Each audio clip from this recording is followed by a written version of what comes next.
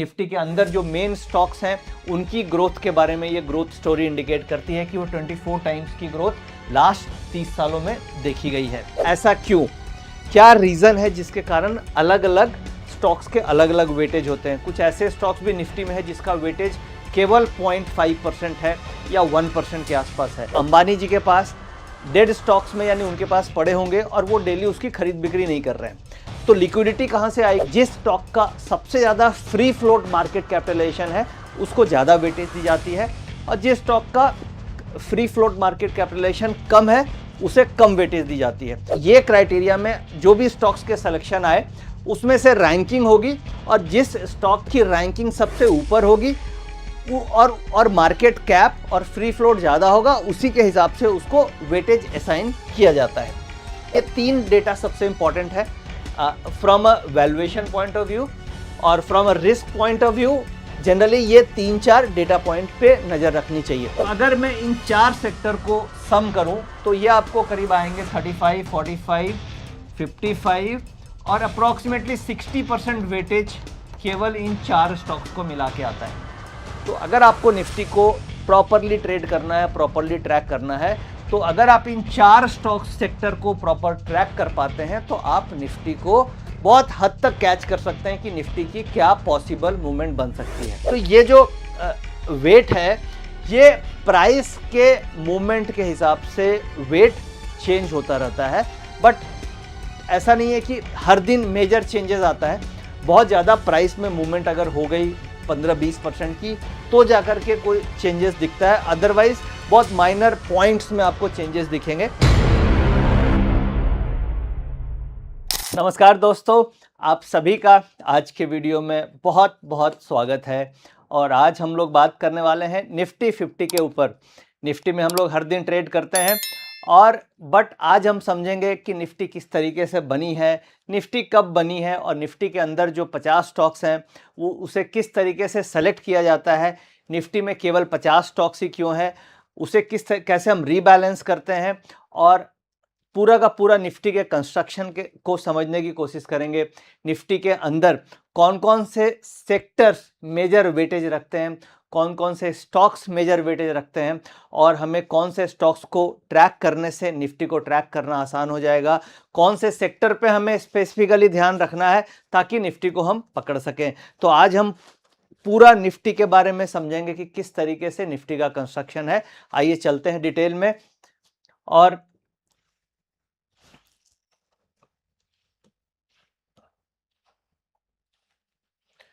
तो देखिए, जो निफ्टी का जो एवोल्यूशन है, निफ्टी जो बनी थी ये 1996 में निफ्टी स्टार्ट हुई थी। यानी अगर आप कुल मिला के देखिएगा तो अभी 2026 है, यानी अप्रॉक्सीमेटली अगर आप देखा जाए तो ये करीब करीब 30 ईयर्स की हिस्ट्री हो गई निफ्टी की। यानी निफ्टी 30 साल से निफ्टी ट्रेड हो रही है। और जब ये स्टार्ट हुई थी तो ये बेस इसका 1000 पॉइंट का था। अभी निफ्टी कितनी है, अभी निफ्टी है अप्रॉक्सीमेटली 24,000 के आसपास निफ्टी है। यानी कि जो स्टार्टिंग पॉइंट था वो 1000 पॉइंट से स्टार्ट हुई थी और 24,000 के आसपास अभी निफ्टी है। तो अगर आप वैसे देखा जाए तो ये करीब 24 गुना 24 गुना अपने बेस से ऊपर आ चुकी है। ये इंडिकेट करती है कि इंडिया की ग्रोथ स्टोरी, यानी कि जो निफ्टी है, निफ्टी के अंदर जो मेन स्टॉक्स हैं उनकी ग्रोथ के बारे में ये ग्रोथ स्टोरी इंडिकेट करती है कि वो 24 टाइम्स की ग्रोथ लास्ट 30 सालों में देखी गई है। अब ये जो निफ्टी है ये बेसिकली इकोनॉमिक ग्रोथ का इंडिकेटर है और इसे रेगुलर रीबैलेंस किया जाता है।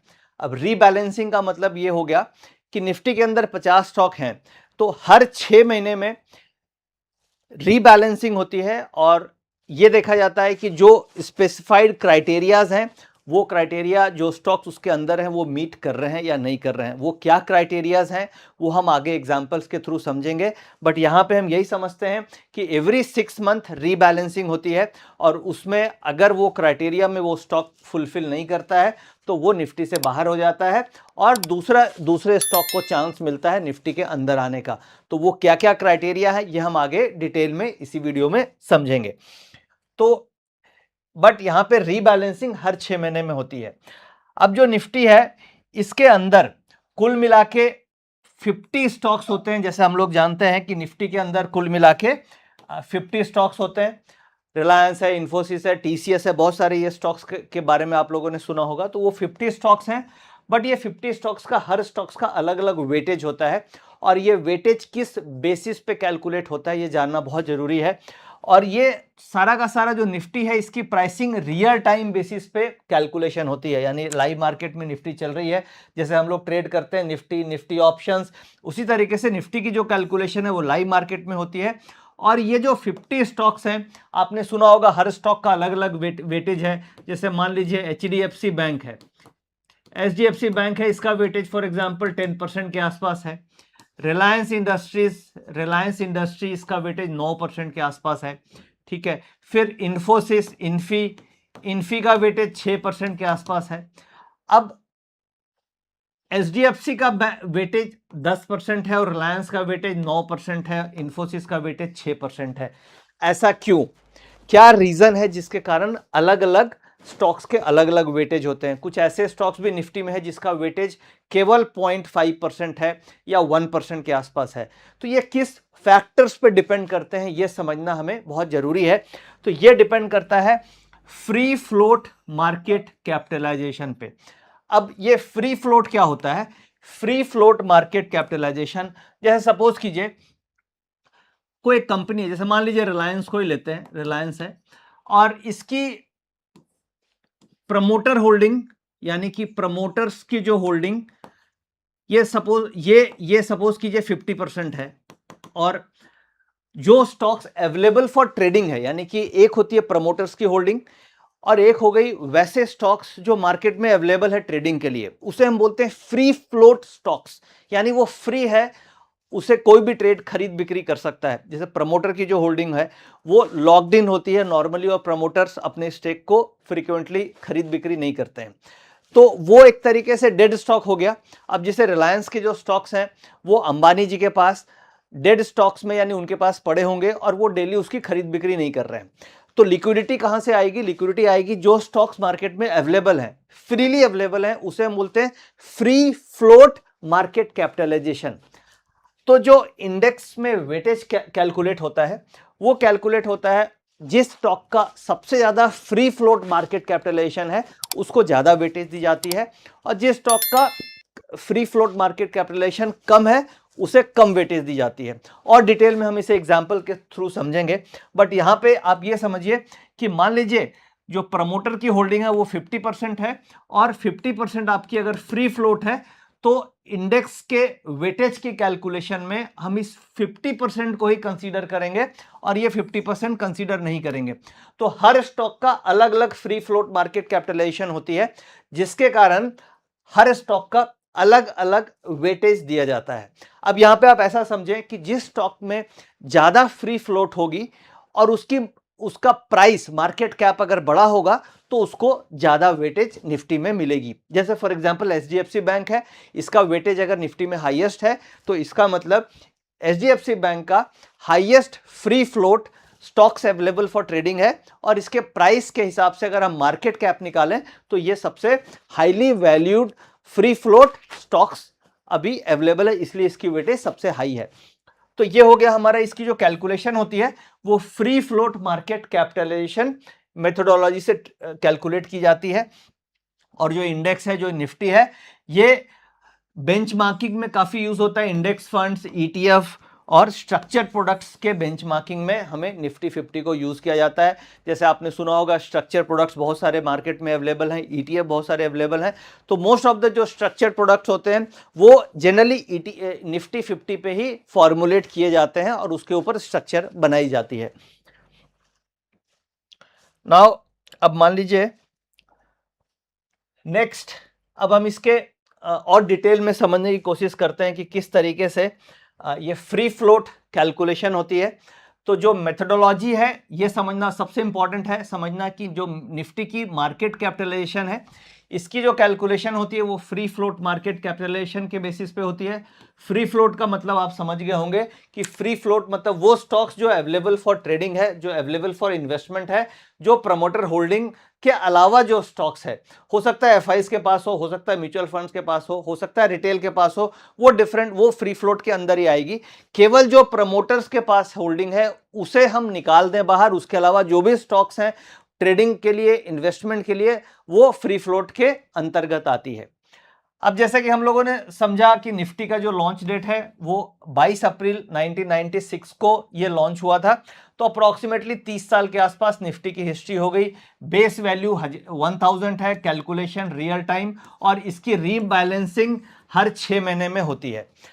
अब निफ्टी 50 इक्वली वेटेड नहीं है, जैसे निफ्टी 50 में हर स्टॉक्स का वेटेज अलग है। सो यहां पे ये समझना है निफ्टी 50 को समझने के लिए कि Nifty 50 is not equally weighted. जो बड़े स्टॉक्स हैं, जिसका मार्केट कैपिटलाइजेशन ज्यादा है, जिसका फ्री फ्लोट ज्यादा है, उसको हम ज्यादा वेटेज देते हैं, और जिसका फ्री फ्लोट कम है उसको कम वेटेज निफ्टी में दिया जाता है।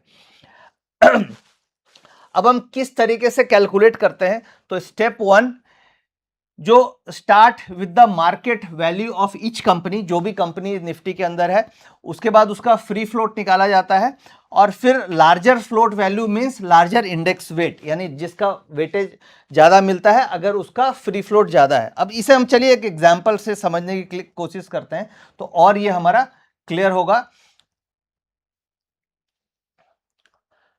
अब जैसे देखिए, मान लीजिए कोई भी एक कंपनी है जिसके आउटस्टैंडिंग शेयर्स जो हैं वो करीब करीब आप 100 करोड़ के आसपास की आउटस्टैंडिंग शेयर है, 100 करोड़ के आसपास के आउटस्टैंडिंग शेयर्स हैं।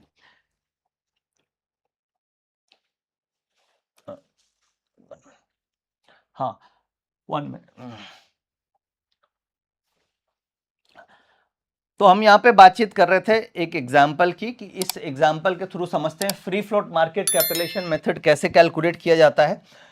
तो कोई एक सपोज कीजिए एक कंपनी है जिसकी जो आउटस्टैंडिंग शेयर्स है वो 100 करोड़ के हैं, प्राइस चल रहा है उसका 1000 रुपया। फॉर एग्जाम्पल रिलायंस का ही पकड़ लीजिए, आउटस्टैंडिंग शेयर 100 करोड़, प्राइस चल रहा है 1000 रुपया, फ्री फ्लोट यानी कि 50% फ्री फ्लोट है, यानी कि आप माने 50% प्रमोटर होल्डिंग हो गई और 50% फ्री फ्लोट हो गई, यानी मार्केट में अवेलेबल फॉर ट्रेडिंग है।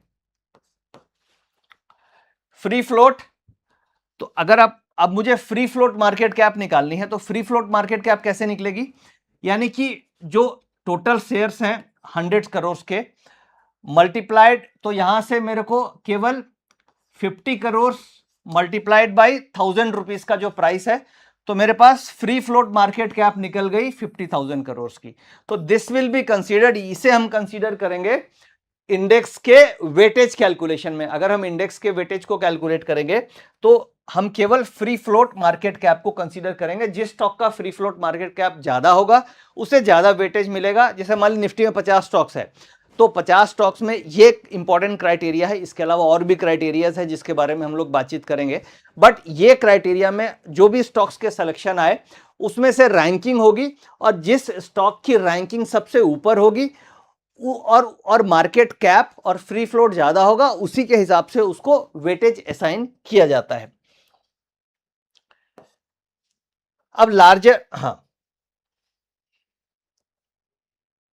अब जैसे मान लीजिए, तो ये तो हो गई हमारी फ्री फ्लोट के बारे में। अब कुछ रिस्क पैरामीटर समझ लेते हैं निफ्टी के अंदर, जो हमें यह समझने में मदद करेगी कि निफ्टी की वोलेटिलिटी कैसी होती है, या निफ्टी का एक बड़ा रेंज कितना हो सकता है। जो ऑप्शन सेलर्स हैं उनके लिए बहुत इंपॉर्टेंट डेटा है, जो ऑप्शन बायर्स हैं उनको भी एक ध्यान में रख, ये डेटा उनके लिए भी काफ़ी हेल्पफुल हो सकता है। अब जैसे मान लीजिए निफ्टी का अगर आप करंट डेट के हिसाब से डेटा देखिएगा, तो जो निफ्टी का स्टैंडर्ड डेविएशन है वो अभी 1 ईयर का आ रहा है 13.59, एक साल का स्टैंडर्ड डेविएशन आ रहा है 13.59। अब स्टैंडर्ड डेविएशन का मतलब ये होता है कि करंट भाव से कितना निफ्टी एक साल में डेविएट कर सकती है, यानी कि प्लस माइनस ऊपर कितनी जा सकती है और नीचे कितना मैक्सिमम जा सकती है। एक ये हिस्टोरिकल डेटा पे है। तो हिस्टोरिकल डेटा पे हम फ्यूचर का एक आइडिया लगाते हैं कि हिस्ट्री में ऐसा हुआ है, तो मोस्ट लाइकली ऐसा हो सकता है। तो अगर आप देखेंगे तो 13.59% और मार्केट मान लीजिए 24,000 के आसपास है, तो कैलकुलेट कीजिएगा, 13 दूनी 26, करीब हो सकता है 3300 पॉइंट के आसपास आएगी, plus minus 300 point plus minus. Maximum ये मूवमेंट 3,3200 पॉइंट के आसपास आएगी, 3200 पॉइंट के आसपास। ये अप्रोक्सीमेटली पूरे साल में प्लस या माइनस मोमेंटम मार्केट में देखने को स्टैंडर्ड डेविएशन मिला है। यानी कि अगर आप पॉजिटिव रिटर्न के बारे में बात करेंगे तो हो सकता है मैक्सिमम मार्केट ऊपर 13-14% तक ऊपर जा सकती है या 13-14% तक नीचे जा सकती है। इसलिए आप एक एवरेज अगर आप रिटर्न निकालते हैं निफ्टी की, तो निफ्टी की एनुअलाइज जो मूवमेंट दिखती है वो 10 से 15% के बीच में जनरली देखी जाती है। तो करंट सिचुएशन में लास्ट 1 ईयर का जो स्टैंडर्ड डेविएशन है वो करीब 13.59 है। अगर मैं पिछले 5 साल का स्टैंडर्ड डेविएशन निकालूं कि पिछले 5 साल में एवरेज स्टैंडर्ड डेविएशन कितना रहा है, तो वो करीब 13.77%। तो ये भी अगर आप देखिएगा तो 3200-3300 यानी 3200 से 3300 के बीच में रहा है। इसका मतलब अगर 1 ईयर एंड 5 ईयर इसी रेंज में आ रही है, तो आप ये समझ सकते हैं कि 2026 जो अभी चल रहा है, इसमें एक एवरेज जो मूवमेंट आना चाहिए निफ्टी का, वो अभी जैसे 24,000 है, तो 24,000 से 3200-3300 पॉइंट ऊपर पकड़ लीजिए, और मैक्सिमम डाउनसाइड आप 3,000 पॉइंट के आसपास का पकड़ सकते हैं। ये एक रेंज रहेगी मैक्सिमम निफ्टी की as per the historical data. अब सिंस इंसेप्शन देखते हैं तो स्टैंडर्ड डेविएशन इसकी ज्यादा आ रही है, 22.52 आ रही है। अब सिंस इंसेप्शन में तो क्या है, कोविड की भी सिचुएशन आ गई जब मार्केट बहुत ज्यादा वोलेटाइल थी, 2008 का भी क्रैश आ गया, और बीच में कई ऐसे मोमेंटम देखने को मिले हैं, तो जिसके कारण आपको since inception standard deviation high आ रही है। बट अगर हम 1 ईयर और 5 ईयर के स्टैंडर्ड डेविएशन को देखेंगे तो ये एवरेज स्टैंडर्ड डेविएशन ठीक है। मतलब इसे आप ये भी नहीं बोलेंगे कि मार्केट बहुत ज्यादा वोलेटाइल है या मार्केट बहुत ज्यादा डल है, एक तरीके से फेयरली मूवमेंट हमें देखने को मिल रही है। तो ये हो गया कुछ रिस्क पैरामीटर, और कुछ और अभी फंडामेंटल पैरामीटर्स आपको जो करंट निफ्टी है इसका, अगर आप प्राइस टू अर्निंग रेशियो देखिएगा तो करंट में ये 19.62 है, 19.62। ये क्या है, प्राइस और अर्निंग। ये प्राइस हो गया निफ्टी का प्राइस, निफ्टी का प्राइस, और अर्निंग हो गई जो निफ्टी की कंपनी प्रॉफिट्स कमा रही है। निफ्टी में 50 स्टॉक्स होते हैं और हर 50 स्टॉक का आप देखते हैं कि क्वार्टरली रिजल्ट्स आते हैं, तो क्वार्टरली रिजल्ट्स आते हैं तो उसमें अर्निंग आती है, और वो अर्निंग से आपको डिविडेंड भी मिलता है, प्राइस एप्रिसिएशन भी स्टॉक में होता है। तो ये जो करंट सिचुएशन में पी रेशियो 19.62 का मतलब क्या होगा कि एक अर्निंग ₹1 के अगेंस्ट में जो प्राइसिंग जो है वो आपको 19.62 प्राइस निफ्टी मांग रहा है। यानी ₹1 अर्निंग के अगेंस्ट निफ्टी आपको 19.62 टाइम्स प्राइस मांग रहा है। यानी ₹1 की चीज आप खरीदोगे तो उसके बदले आपको 19.62 टाइम्स देना पड़ेगा। इसे हम बोलते हैं पीई रेशियो ऑफ निफ्टी। अब क्या है, निफ्टी में सारे ग्रोथ स्टॉक्स होते हैं, और जनरली डेवलपिंग इकोनॉमी में इस तरीके का डेटा देखा जाता है। और अगर पी रेशियो हायर साइड है तो ये आप इसे ऐसे नहीं मानेंगे कि ये नेगेटिव है, इसे मॉडरेटली पॉजिटिव माना जाता है, क्योंकि यहाँ पे ग्रोथ स्टॉक्स हैं निफ्टी के अंदर, और जनरली ग्रोइंग स्टॉक या ग्रोथ स्टॉक्स में हायर पी रेशियो ही देखा जाता है। तो ये अभी 19.62 यानी ये फेयरली वैल्यूड है। आप ऐसा नहीं बोल सकते कि ओवर वैल्यूड है, और हम ये भी नहीं बोल सकते कि अंडर वैल्यूड है। अगर हम इसे कंपेयर करें अदर डेवलपिंग कंट्रीज के कंपैरिजन में, तो 19.62 पी रेशियो एक तरीके से फेयरली वैल्यूड रेशियो है। यानी ₹1 के अगेंस्ट में ₹19.62 आपको देना पड़ रहा है। अब एक और रेशियो करंट आप देख सकते हैं, ये है price to book value. Price to book value ये सारा करंट रेशियो है आज के डेटा के हिसाब से। तो प्राइस टू बुक वैल्यू करीब 3.05 आ रही है। तो बेसिकली यहां पे क्या आपको समझना है कि ये रेशियो कैसे काम करते हैं। प्राइस टू बुक यानी प्राइस और बुक, अब हर कंपनी की अपनी एक बुक वैल्यू होती है, उनकी जो एसेट्स है, उनकी जो लायबिलिटीज है। तो नेट एसेट्स माइनस लायबिलिटीज, तो कंपनी के पास नेट एसेट्स आ जाते हैं। तो नेट एसेट्स जो होते हैं उनकी एक बुक वैल्यू होती है। तो बुक वैल्यू का मतलब हो गया जो अभी 3 टाइम्स बुक वैल्यू है, यानी कि जो आप सारी 50 की 50 कंपनीज हैं इनकी सबकी अगर बुक वैल्यू आप निकाल दें, यानी उनकी एक्चुअल अगर वो लिक्विडेट हो जाती है कंपनी तो उनका क्या नेट बुक वैल्यू आएगी, वो अगर हम निकाल दें तो उस केस में निफ्टी का जो प्राइस है उसके हिसाब से 3 टाइम्स अभी वो बुक वैल्यू का निफ्टी मांग रहा है। तो इसे मैं बोलूंगा कि ये बहुत ज्यादा ओवर प्राइस नहीं है, ये एक तरीके से ठीक है, एवरेज। आप इसे ऐसा समझ सकते हैं कि इस डेटा को देख के प्राइस टू बुक वैल्यू के हिसाब से ये निफ्टी के स्टॉक्स में इन्वेस्टमेंट का समय है, न कि हम इसे ओवर वैल्यूड मानेंगे। इसे हम मानेंगे कि ये फेयरली वैल्यूड है या हल्का अंडर वैल्यूड के साइड में ही है, क्योंकि ग्रोथ स्टॉक्स है, पी रेशियो ज्यादा है और प्राइस टू बुक वैल्यू केवल 3 है। तो यहां पे निफ्टी का जो फ्यूचर पॉसिबिलिटी है वो पॉजिटिव साइड में है, यानी ये दोनों रेशियो को देख करके आप ऐसा समझेंगे कि Nifty fairly valued to undervalued है और आने वाले समय में निफ्टी की पॉसिबिलिटी ऊपर जाने की है, न कि डाउनसाइड ज्यादा है। Subject to some global factors वो अलग है, बट अगर केवल वैल्यूएशन पैरामीटर से जाते हैं तो ये एक पॉजिटिव है। एक और डेटा डिविडेंड यील्ड का डेटा हमें देखने को मिलता है। ये 3 डेटा सबसे इंपॉर्टेंट है from a valuation point of view और from a risk point of view. Generally ये 3-4 डेटा पॉइंट पे नजर रखनी चाहिए। डिविडेंड यील्ड अगर आप अभी देखते हैं तो जो निफ्टी के 50 स्टॉक्स है वो सारे स्टॉक्स अपना अपना जो भी डिविडेंड है वो हर क्वार्टर में डिविडेंड आपको डिक्लेयर करते हैं। तो यहां पे डिविडेंड यील्ड अभी करंट सिचुएशन में आ रही है 1.39। आज जब हम लोग ये वीडियो जब मैं बना रहा हूं तो आज है 29 अप्रैल 2026। तो आज के डेट के हिसाब से जो डिविडेंड यील्ड आ रही है वो 1.39 आ रही है। 1.39 का मतलब हो गया कि अगर आप निफ्टी के स्टॉक्स में अगर पैसा लगाते हैं तो आपको 1.39% रिटर्न मिलेगी। जैसे मान लो हम एफडी में पैसा रखते हैं तो हमें आज के दिन में एफडी से कितना रिटर्न मिलता है, 6.25% या हो सकता है 6.5% के आसपास मिले। तो अगर मैं निफ्टी में इन्वेस्ट कर देता हूं या निफ्टी के जो स्टॉक्स हैं जहां से मुझे डिविडेंड मिलेंगे, निफ्टी के अगर मैं स्टॉक्स में इन्वेस्टमेंट करता हूं तो मेरी जो डिविडेंड यील्ड अभी आ रही है वो 1.39% आ रही है। तो ये लोअर साइड में है। और जनरली जब क्या है डिविडेंड यील्ड, जब ग्रोथ स्टॉक्स में आप इन्वेस्टमेंट करते हैं तो आपको डिविडेंड यील्ड कम आती है, क्योंकि वहां पे जो मेनली रिटर्न्स बनते हैं वो प्राइस एप्रिसिएशन से बनते हैं, न कि डिविडेंड से बनते हैं। तो हमेशा जो हाई ग्रोथ कंपनीज होगी उसमें आपको डिविडेंड यील्ड कम आएगी, क्योंकि जो कंपनी कमाती है वो उसे री इन्वेस्ट करती है ताकि ग्रोथ हो सके।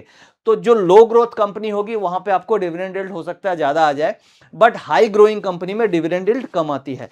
तो ये तीनों पैरामीटर्स को देख के ये समझ में आता है कि निफ्टी में लॉन्ग टर्म में पॉजिटिव मोमेंटम आने की पॉसिबिलिटी है, क्योंकि पी रेशियो 19.62 और ग्रोथ स्टॉक्स हैं, price to book value ratio 3 है, बहुत ज्यादा नहीं है, और डिविडेंड यील्ड 1.39 है। तो ये सब मिला के अभी निफ्टी फेयरली वैल्यूड है और ये पैरामीटर्स मेनली आप समझ सकते हैं। आज इस वीडियो में ये डिस्कशन का ऑब्जेक्टिव ये अंडर वैल्यूएशन और ओवर वैल्यूएशन को डिस्कस करना नहीं है, ये रेशियो को किस तरीके से आप समझ करके खुद इसे इंप्लीमेंट करके निफ्टी की वैल्यूएशन को कैच आउट कर सकते हैं, निफ्टी के रिस्क पैरामीटर को समझ सकते हैं, ये सब समझाना यहां पे मेन ऑब्जेक्टिव है।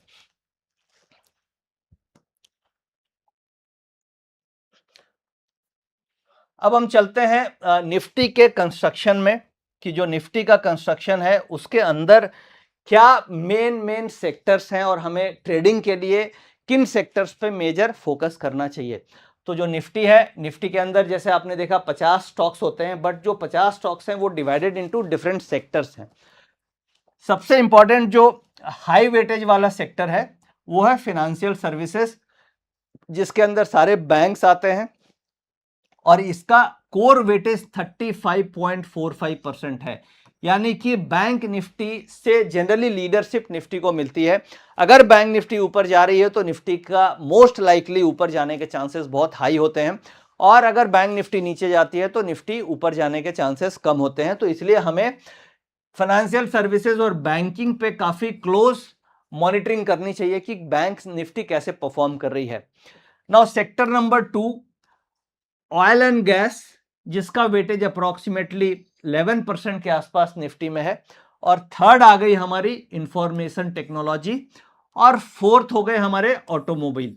तो अगर मैं इन चार सेक्टर को सम करूं तो ये आपको करीब आएंगे 35, 45, 55 और अप्रोक्सीमेटली 60% वेटेज केवल इन चार स्टॉक्स को मिला के आता है। तो अगर आपको निफ्टी को प्रॉपरली ट्रेड करना है, प्रॉपरली ट्रैक करना है, तो अगर आप इन चार स्टॉक सेक्टर को प्रॉपर ट्रैक कर पाते हैं तो आप निफ्टी को बहुत हद तक कैच कर सकते हैं कि निफ्टी की क्या पॉसिबल मूवमेंट बन सकती है। बाकी अगर नीचे से मैं देखूं तो जैसे ये कैपिटल गुड्स है, इसका वेटेज केवल 1.4% है, ये हमारे लिए रेलेवेंट नहीं है। सर्विस इंडस्ट्री का भी 1.82 रेलेवेंट नहीं है। Construction material, consumer services, consumer durable, power, कई बार आप देखते हैं कि पावर बहुत ऊपर जा रहा है तो निफ्टी को कोई खास फर्क उससे नहीं पड़ता है। कंस्ट्रक्शन हो गई, मेटल, टाटा स्टील, हिंडाल्को, इनके ऊपर नीचे होने से बहुत ज़्यादा फर्क नहीं पड़ता। हेल्थ केयर से भी कोई खास फर्क नहीं पड़ता, बट फाइनेंशियल सर्विसेज के ऊपर नीचे होने से बहुत फर्क पड़ता है। और टेलीकम्युनिकेशन का वेटेज 5% है, ये भी एक ठीक है, मतलब अगर और एफएमसीजी का वेटेज करीब 6% है। तो कुल मिला के ये ऊपर के 4 और 5 सेक्टर अगर हम कंबाइन कर दें तो करीब 60-65% निफ्टी का वेटेज होता है। तो हमें क्या ध्यान में रखना है कि जब भी मार्केट में हम लाइव ट्रेड कर रहे हैं तो हमारा फोकस फाइनेंशियल सर्विसेज पे होना चाहिए, क्योंकि ये है 35%।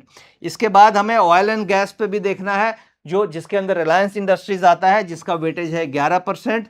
फिर आईटी हो गई, इन्फोसिस और टीसीएस, जिसका वेटेज हो गया 9%। और उसके बाद ऑटोमोबाइल, जिसका वेटेज 7%। और आपको अगर इंडेप्थ देखना है तो आप फास्ट मूविंग यानी एफएमसीजी देख सकते हैं, जिसका वेटेज हो गया 6%। यानी 1, 2, 3, 4, अगर मैं इन चारों सेक्टर और एक ये 5 हो गए, 1, 2, 3, 4, 5, और इन पांचों सेक्टर को अगर आप सम करेंगे तो 35, 45, 55, 60, करीब 65% हो गए ये 5 सेक्टर निफ्टी के मेन। तो ये 5 सेक्टर पे अगर हम प्रॉपरली फोकस करें तो हम निफ्टी के मूवमेंट को ट्रैक कर सकते हैं। नाउ अब इसके अलावा आगे अब हम चलते हैं कि कौन से स्टॉक्स में मेन फोकस करना चाहिए।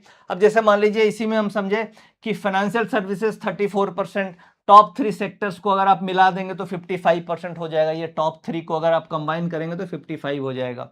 टॉप 5 सेक्टर यानी 1, 2, 3, 4, 5, ये टॉप 5 सेक्टर को अगर मैं कंबाइन करता हूं तो ये करीब 68% आ जाता है। ये टॉप 1, 2, 3, 4, 5, ये केवल 5 सेक्टर को आप कंबाइन कर देंगे तो ये करीब करीब 68% के आसपास का वेटेज कवर अप हो जाता है। करेक्ट। और नीचे बॉटम के ये 6 सेक्टर हैं, बॉटम के 6 सेक्टर यानी कि 1, 2, 3, 4, 5, 6, ये 6 सेक्टर को अगर आप पकड़ लें तो बॉटम 6 सेक्टर की वैल्यू केवल 13% आती है। दिस इज ओनली 13% के आसपास का वेटेज होता है। ये पूरा कंस्ट्रक्शन समझना इसलिए जरूरी है कि जब हम निफ्टी में ट्रेड करते हैं तो हमें यह पता होना चाहिए कि निफ्टी को क्या फैक्टर्स गवर्न करते हैं ऊपर जाने में या नीचे जाने में, कौन से सेक्टर्स लीड करते हैं ऊपर जाने में, कौन से सेक्टर नीचे जाने में लीड कर सकते हैं। तो ये जो 13% केवल वेटेज है, इसके ऊपर फोकस देने का कोई फायदा नहीं है। रादर हमें फोकस केवल इन 6 सेक्टर पे देना चाहिए जिसका वेटेज 68% के आसपास का निफ्टी में है। नाउ अब जैसे शुरू में हम लोगों ने ये बातचीत की थी कि निफ्टी के अंदर जो स्टॉक्स लिए जाते हैं उसके क्या क्राइटेरिया होते हैं, किस क्राइटेरिया के बेसिस पे निफ्टी के अंदर स्टॉक्स का सिलेक्शन होता है। तो जो निफ्टी के में स्टॉक्स लिए जाते हैं वो एक तो निफ्टी 50 होती है और निफ्टी नेक्स्ट 50 भी आप सुने होंगे कि निफ्टी नेक्स्ट 50 होती है। तो एक लिक्विडिटी टेस्ट की जाती है। जैसे मान लीजिए उसमें लिक्विडिटी टेस्ट का क्राइटेरिया ये होता है कि अगर मैं 10 करोड़ 10 करोड़ रुपीस का एक ऑर्डर डालता हूं और मुझे अगर 5% के स्प्रेड से कम में मिल जाती है, वो मेरी अगर ऑर्डर फिल हो जाती है तो मैं उसे मानूंगा कि वो लिक्विड स्टॉक्स है और वो आपके निफ्टी के इंक्लूजन क्राइटेरिया में आएगा। जैसे फॉर एग्जांपल इसको ऐसे समझते हैं कि मान लीजिए कोई स्टॉक है 1000 रुपए का, ठीक है, और उसका bid and ask, bid price चल रहा है उसका 1000 रुपीज, बिड प्राइस है उसका 1000 और उसका आस्क प्राइस जो है वो है 1004, यानी सपोज कीजिए बिड प्राइस है, बिड है 1000 और आपको आस्क है 1004, तो इसकी जो कितनी आ रही है 0.40 के आसपास की स्प्रेड आ रही है। अब जो क्राइटेरिया है वो है 100 मिलियन, अगर मान लीजिए 100 मिलियन का मैं एक बास्केट ऑर्डर डालता हूं, 100 मिलियन का मतलब हो गया 10 करोड़ का, मैं 10 करोड़ वैल्यू की मैं एक बास्केट ऑर्डर डालता हूं और मैं इसे खरीदने के लिए 1001 रुपया पे मैंने ऑर्डर डाला। अगर मेरा ये ऑर्डर 1000 से 1004 के बीच में फिल हो गया, इसका मतलब क्या हो गया कि 0.4 की मेरी इंपैक्ट कॉस्ट है, इंपैक्ट कॉस्ट। तो अब क्राइटेरिया ये बोलता है, लिक्विडिटी टेस्ट का एक क्राइटेरिया ये बोलता है कि stock must have average impact cost of 0.50%, यानी 0.50% से ज्यादा इंपैक्ट कॉस्ट नहीं होना चाहिए। अगर उससे ज्यादा इंपैक्ट कॉस्ट है तो वो निफ्टी में आने के क्राइटेरिया में नहीं सेट करता है। और less during the last 6 month for 90% of the observation, यानी ये एक दिन नहीं, पिछले 6 महीने की ऑब्जर्वेशन ली जाती है, इसलिए निफ्टी को रीबैलेंस किया जाता है हर 6 महीने में, यानी पिछले 6 महीने की ऑब्जर्वेशन ली जाती है। और इस पिछले 6 महीने में 90% ऑफ द टाइम अगर मैं 10 करोड़ रुपए का एक ऑर्डर डालता हूं निफ्टी के किसी भी स्टॉक में और वो ऑर्डर को मुझे खरीदने या बेचने में मेरा इंपैक्ट कॉस्ट अगर 0.5 से बिलो है तो मैं निफ्टी में आने के लिए एलिजिबल हूं। अगर मेरा impact cost 90% of the time उससे बाहर है, यानी 0.6 0.7% है, यानी कि अगर इंपैक्ट कॉस्ट यहां पे 1007 का रेट है, अगर मेरा ऑर्डर फुलफिल होने में 1010 ये डिफरेंस आ जाए तो इंपैक्ट कॉस्ट आपकी 1% के आसपास चली जाएगी, तो इस केस में ये एलिजिबल नहीं होगा। तो लिक्विडिटी टेस्ट का क्राइटेरिया ये बोलता है कि पिछले 6 महीने में 90% ऑफ द टाइम आपका 0.5 से कम इंपैक्ट कॉस्ट होनी चाहिए। ये हो गया हमारा क्राइटेरिया नंबर 1। अब मान लीजिए क्राइटेरिया नंबर 1 के बाद क्राइटेरिया नंबर 2, वैसे स्टॉक्स जो एफएनओ में लिस्टेड हैं केवल वही स्टॉक्स निफ्टी के अंदर आ सकते हैं। अब एफएनओ में लिस्टिंग के अपने एक अलग क्राइटेरिया है, रूल्स हैं कि किस बेसिस पे आप निफ्टी में आप एफएनओ में लिस्ट हो सकते हैं। तो बट निफ्टी में आने के लिए आपको एफएनओ में लिस्टेड होना जरूरी है, ये एक क्राइटेरिया है। दूसरा, कई बार हम देखते हैं कि आईपीओ आती है, नई लिस्टिंग होती है, तो नई लिस्टिंग होने के बाद कम से कम 1 महीने आपको मार्केट में ट्रेड होना चाहिए, उसके बाद ही आप निफ्टी में आ सकते हैं। बट जनरली 1-2 महीने में लिस्टिंग के बाद निफ्टी में कोई स्टॉक्स नहीं आता है, उसे कम से कम 6-8 महीने तो लगते हैं, क्योंकि जो इंपैक्ट कॉस्ट की कैलकुलेशन है उसे कम से कम 6 महीने ऑब्जर्व किया जाता है कि 6 महीने में वो उसकी लिक्विडिटी टेस्ट होती है, उसके बाद ही वो निफ्टी के अंदर आ सकता है। तो यानी 3 मेन इंपॉर्टेंट फैक्टर्स हैं निफ्टी के अंदर आने के लिए, लिक्विडिटी टेस्ट, एफएनओ की एलिजिबिलिटी, आप एफएनओ में होना चाहिए, और आपकी मिनिमम लिस्टिंग हिस्ट्री वैसे तो 1 महीने की है, बट जनरली लिक्विडिटी टेस्ट के लिए ये 6 महीने के आसपास लिक्विडिटी टेस्ट करनी होती है। अब इसके बाद हम टॉप जो निफ्टी के अंदर, अभी तक तो हमने समझा कि कौन कौन से सेक्टर्स हैं जो निफ्टी के अंदर हाईली वेट रखते हैं, बट अब हम समझते हैं कि कौन से स्टॉक्स हैं जो निफ्टी के अंदर मैक्सिमम वेटेज रखते हैं। अब जैसे मान लीजिए फंडामेंटल्स आपने देख लिया कि निफ्टी का जो पीई है वो 19.62 है, प्राइस टू बुक वैल्यू 3.05 और डिविडेंड येल्ड 1.39 है करंट सिचुएशन में। अब जब वेटेज वाइज देखते हैं कि टॉप वेटेज वाइज कौन सा है, तो एचडीएफसी बैंक 10.94 वेटेज है, और ये जो वेटेज है ये वेटेज मार्केट कैप हर दिन चेंज होता है, आप देखते हैं कि प्राइस ऊपर नीचे हो रहा है तो मार्केट कैप भी चेंज हो रहे हैं। फ्री फ्लोट हर दिन चेंज नहीं होता है, फ्री फ्लोट तो आपका जो ऑलरेडी फ्री फ्लोट है वो ऑलरेडी सेम रहता है, बट मार्केट कैप चेंज होता है, तो जो जिसके कारण इनके जो वेटेज हैं वो वेटेज भी चेंज होते रहते हैं। अब जैसे मान लीजिए रिलायंस इंडस्ट्रीज का वेटेज अभी 8.87 है। अब सपोज कीजिए रिलायंस इंडस्ट्रीज का प्राइस यहां से डबल हो जाए फॉर एग्जांपल, तो क्या होगा, रिलायंस इंडस्ट्री का वेटेज इंक्रीज हो जाएगा और एचडीएफसी हो सकता है प्राइस अगर इसी लेवल पे रह जाए तो क्या होगा, रिलायंस का वेटेज अपने आप ऊपर आ जाएगा, क्योंकि फ्री फ्लोट मार्केट कैप के हिसाब से रिलायंस की मार्केट कैप इंक्रीज हो जाएगी क्योंकि उसका प्राइस डबल हो गया यहां से। तो ये जो वेट है ये प्राइस के मूवमेंट के हिसाब से वेट चेंज होता रहता है, बट ऐसा नहीं है कि हर दिन मेजर चेंजेस आता है। बहुत ज्यादा प्राइस में मूवमेंट अगर हो गई 15-20% की तो जाकर के कोई चेंजेस दिखता है, अदरवाइज बहुत माइनर पॉइंट्स में आपको चेंजेस दिखेंगे। बट एचडीएफसी बैंक का वेटेज 10.94 है, रिलायंस इंडस्ट्रीज 8.89, आईसीआईसी बैंक 8.42, भारती एयरटेल 5.32, इन्फोसिस का वेटेज 4.28, एलएनटी का वेटेज करीब 4%। और ये कुल मिला के जो निफ्टी के टॉप 10 स्टॉक्स हैं इनका ये सारा का सारा वेटेज है। और अगर इन सब का मिला लें तो करीब 54% वेटेज ये टॉप 10 स्टॉक्स का मिला करके निफ्टी में आता है। अब निफ्टी में 50 स्टॉक्स होते हैं, 50 में से 10 स्टॉक का वेटेज है 54% और बाकी जितने भी 40 स्टॉक्स हैं उनका वेटेज है 45%। तो क्या हुआ, यहां पे भी 80-20 वाली रूल आ गई कि जो मार्केट के मेजर मूवमेंट को जो लीड करते हैं, जो 80% ऑफ द मार्केट की मूवमेंट होती है वो ये टॉप 10 स्टॉक्स ही मार्केट को लीड करते हैं, क्योंकि इनका जो मेन वेटेज है वो 55% के आसपास है और बाकी 45% 40 स्टॉक्स का वेटेज है।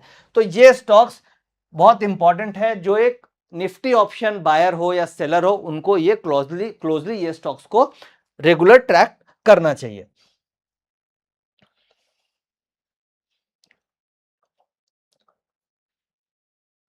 अब रीबैलेंसिंग की जो बात है कि जैसे मैंने बात करी थी कि हर 6 महीने में रीबैलेंस होता है और जो स्टॉक्स ये जो निफ्टी का लिक्विडिटी टेस्ट का क्राइटेरिया फुलफिल नहीं करता है वो स्टॉक को निफ्टी के अंदर से बाहर निकाल दिया जाता है और नया स्टॉक जो क्राइटेरिया में आ रहा है उसे उसे अंदर लिया जाता है।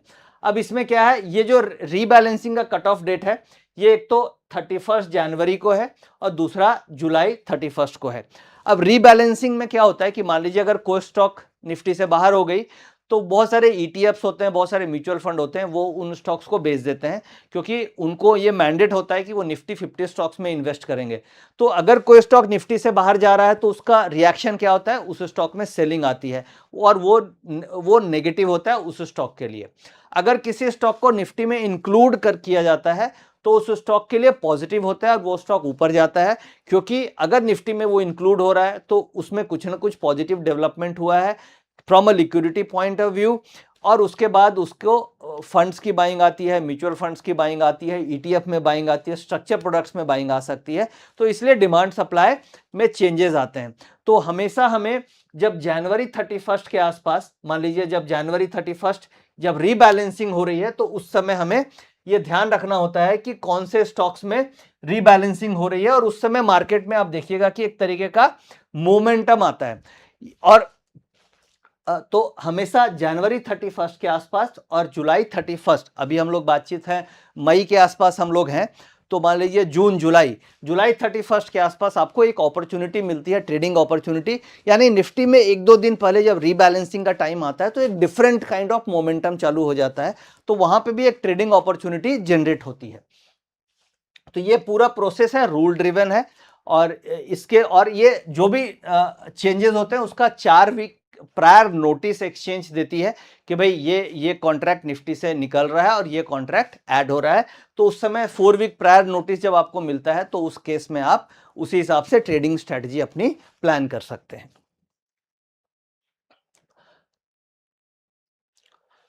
अब जैसे एक एग्जाम्पल मैंने लिया है कि निफ्टी 50 में अगर किसी स्टॉक को इंक्लूड किया जाता है तो उसका क्या मेन क्राइटेरिया होना चाहिए। सबसे इंपॉर्टेंट क्राइटेरिया ये होना चाहिए कि जैसे मान लीजिए free float market cap 50,000 crore की है, free float market cap 50,000 crore की है और अगर जिस स्टॉक को इंक्लूड किया जा रहा है उसका फ्री फ्लोट कम से कम 1.5 टाइम्स होना चाहिए, 1.5 टाइम्स होना चाहिए। यानी कि अगर आप स्टॉक को इंक्लूड कर रहे हैं, यानी किसी स्टॉक को निफ्टी से बाहर कर रहे हैं और जिसको इंक्लूड कर रहे हैं उसका 1.5 टाइम्स, यानी अगर अगर मान लीजिए निफ्टी 50 जो जिसे एक्सक्लूड किया जा रहा है उसका सपोज कीजिए मार्केट कैप 50,000 करोड़ है, तो जिसे आप इंक्लूड कर रहे हैं उसका कम से कम 75,000 करोड़ का फ्री फ्लोट मार्केट कैप होना चाहिए, तभी वो इंक्लूड होगा। ये मेन सबसे इंपॉर्टेंट क्राइटेरिया है जिसके बेसिस पे स्टॉक सिलेक्शन इंक्लूजन के लिए किया जाता है।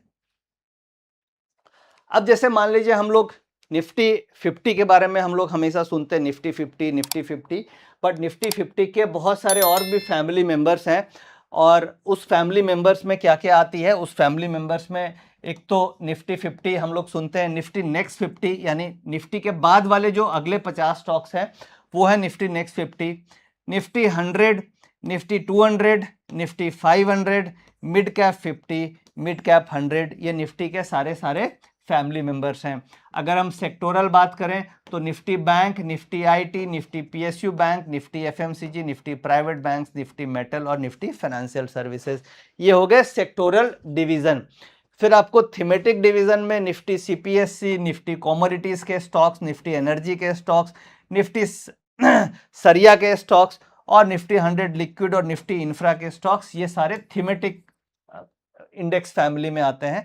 अगर आप स्ट्रेटजीज वाइज बात करें तो निफ्टी 50 पीआर इनवर्स है, निफ्टी 100 इक्वल वेट है, निफ्टी 50 वैल्यू 20 है, और फिक्स्ड इनकम यानी कि जीसेक फिक्स्ड इनकम बेस्ड भी निफ्टी के प्रोडक्ट्स हैं, जैसे निफ्टी 10 ईयर बेंचमार्क जीसेक हो गया, निफ्टी 8 to 13 ईयर जीसेक है, 4 to 8 ईयर जीसेक है, इसमें भी आप इन्वेस्टमेंट कर सकते हैं। जैसे मान लीजिए हम एफडी में इन्वेस्ट करते हैं तो एफडी में मान लीजिए बैंक में आपको पैसा रखना होता है, रेट ऑफ इंटरेस्ट मिलता है, उसी तरीके से आप फिक्स्ड इनकम प्रोडक्ट्स भी हैं एनएससी के, जिसके बारे में आप लोगों को बहुत लोगों को ये जानकारी नहीं होगी, तो आप निफ्टी के फिक्स्ड इनकम प्रोडक्ट्स में भी लगा सकते हैं। Nifty 10 year, 8 years, 4 years, 11 to 15 years, 15 years plus, Nifty composite G Sec और निफ्टी वन डे रेट।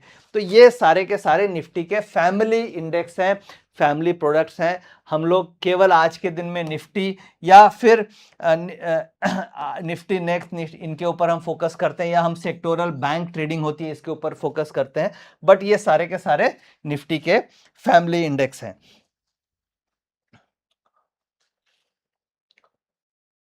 तो ये कुल मिला के मेन निफ्टी के ऊपर हम लोगों ने बातचीत करी, और निफ्टी का जो मेन ड्राइवर है जो निफ्टी को मूव करता है वो कुछ फैक्टर्स हैं, जैसे आरबीआई के जो इंटरेस्ट रेट है, इन्फ्लेशन का ट्रेंड है, ग्लोबल क्यूज, एफआईज का डेटा और कॉर्पोरेट अर्निंग्स, ये सब फैक्टर्स हैं जो निफ्टी के मूवमेंट को लीड करते हैं, गवर्न करते हैं। तो ये सब डेटा फैक्टर्स हमें जनरली ट्रैक करना चाहिए, और इसके क्या इंटरप्रिटेशन है, कैसे ट्रैक करना है, किसी नेक्स्ट वीडियो में हम लोग बातचीत करेंगे, बट ये इंपॉर्टेंट पॉइंट्स हैं जिसे आप सभी को ध्यान में रखना चाहिए।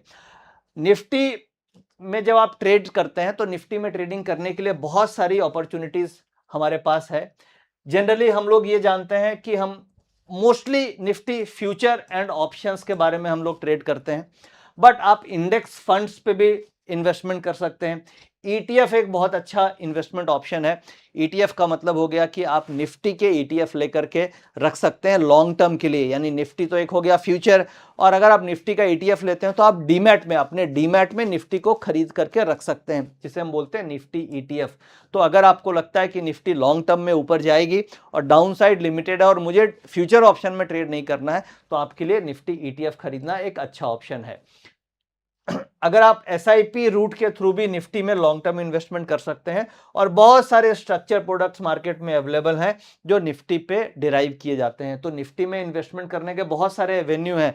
ऐसा नहीं है कि निफ्टी को ट्रेड करने के लिए आपको केवल निफ्टी फ्यूचर या निफ्टी ऑप्शन ही करना पड़ेगा। निफ्टी को ट्रेड करने के लिए आप इंडेक्स फंड कर सकते हैं, ETF कर सकते हैं, आप SIP रूट कर सकते हैं, या आप स्ट्रक्चर प्रोडक्ट्स की तरफ जा सकते हैं। तो ये सब कुल मिला के मैंने बातचीत करी कि निफ्टी को कैसे समझना है, निफ्टी में कैसे रीबैलेंसिंग होती है, निफ्टी के अंदर स्टॉक्स कैसे आते हैं, निफ्टी के मेन हाई वेटेज वाले सेक्टर्स क्या हैं, निफ्टी के जो मेन टॉप स्टॉक्स कौन से हैं जिन्हें हम सभी को लाइव मार्केट में ट्रैक करना चाहिए। और ये बड़ा important Nifty trading point of view से है। मुझे उम्मीद है कि आप लोगों को ये वीडियो पसंद आएगा, और इसमें आपको नई कुछ नॉलेज देने की मैंने कोशिश करी जो प्रैक्टिकल है, जो आपको लाइव मार्केट में काफ़ी यूज़ आएगी। तो इस वीडियो को देखने के लिए बहुत बहुत धन्यवाद। Thank you very much. Channel को लाइक करने के लिए, चैनल को सब्सक्राइब करने के लिए आप सभी का दिल से बहुत बहुत धन्यवाद। Thank you very much. नमस्कार।